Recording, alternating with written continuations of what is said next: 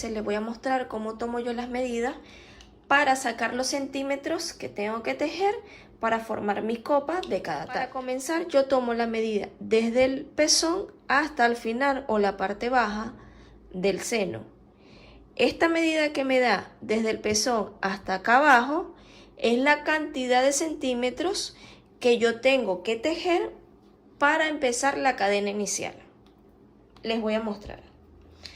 Pongo mi cinta aquí en el pezón y voy hasta abajo, hasta el pliegue donde termina mi seno o el seno de la cliente, a quien estés tomando las medidas.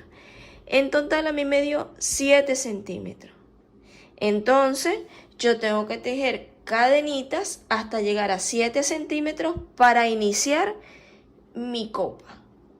Esta es la primera medida. Ok. La segunda medida, ¿cuánto sé yo? ¿Cuánto tengo yo que tejer para ocupar completamente, que mi copa me quede completamente en el seno? Bueno, si la cadena inicial son 7 centímetros, yo voy a tejer el doble.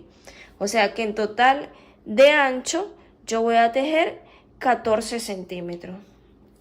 Vamos a ver cuánto hace 14 centímetros. Mira, si te fijas, aquí están los 14 totalidad, el seno. Quería mostrarles el paso a paso para que aprendan cómo tomar las medidas. Este proceso lo pueden hacer para sacar los centímetros de cada talla.